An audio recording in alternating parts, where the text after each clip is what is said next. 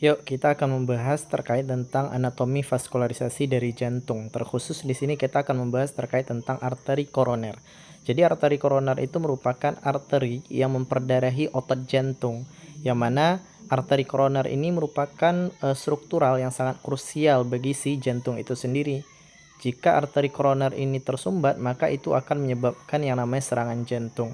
Nah, tentu kita harus paham dulu terkait tentang anatomi dari vaskularisasi jantung, terutama yang arteri koroner. Jadi secara umum arteri koroner itu dibagi menjadi dua. Ada arteri koroner kanan atau kita sebut dengan dekstra. Dekstra itu artinya kanan. Lalu ada arteri koroner sinistra. Sinistra itu artinya kiri. Yang mana arteri koroner dekstra dan yang mana arteri koroner sinistra? Tentu kita harus tahu dulu struktural utama di mana dia akan keluar atau bercabang. Jadi arteri koroner itu dia akan keluar atau bercabang itu asal cabangnya dari aorta. Jadi ini struktural yang kita sebut dengan aorta. Lalu dia akan bercabang menjadi arteri koroner kanan, lalu ada arteri koroner kiri.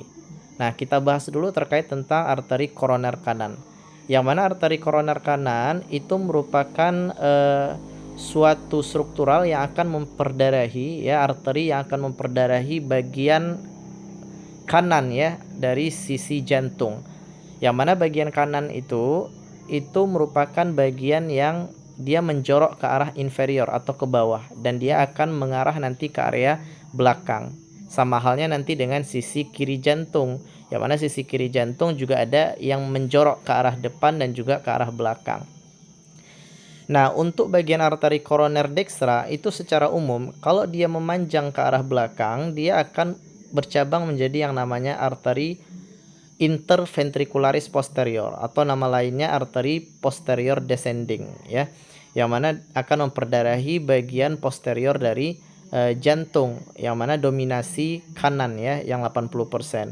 Sedangkan untuk arteri koroner dekstra itu ada cabangnya. Nanti dia akan memperdarahi bagian ventrikel kanan. Ini merupakan bagian ventrikel kanan nanti ketika kita buka jantungnya nanti ada ruangan jantung ventrikel kanan di dalamnya. Nah, ini arteri koroner kanan akan memperdarahi bagian ventrikel kanan gitu. Yang mana ventrikel kanan dia fungsinya mempakan darah ke paru. Lalu dia akan memperdarahi juga nanti ada cabangnya ke bagian SA node. SA node itu kurang lebih lokasinya di sini. Lalu ada bagian inferior dari ventrikel kiri gitu. Yang mana ketika kita tahu posisi-posisi dari arteri koroner ini baik dia inferior atau dia memperdarahi lateral ataupun posterior dari jantung, ini akan mudah nanti untuk kita tahu lokasi-lokasi pada pemeriksaan EKG contohnya atau kelistrikan jantung.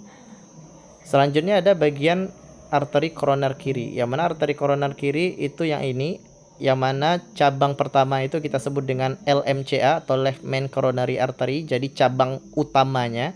Yang mana arteri koroner kiri akan bercabang dua, yang ini mengarah ke depan. Ini yang kita sebut dengan arteri interventricularis anterior atau disebut juga dengan LAD, left anterior descending artery, yang mana ini memperdarahi bagian ventrikel kiri bagian depan.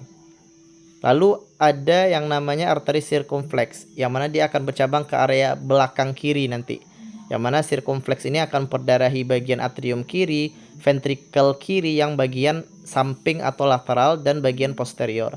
Sedangkan kalau arteri interventricularis anterior tadi memperdarahi yang ventrikel kiri bagian depan. Yang mana LMCA ini kalau misalkan kesumbat di area LMCA ini itu akan menyumbat bagian pembuluh darah utamanya sehingga cabang-cabangnya ini juga nggak dapat aliran darah.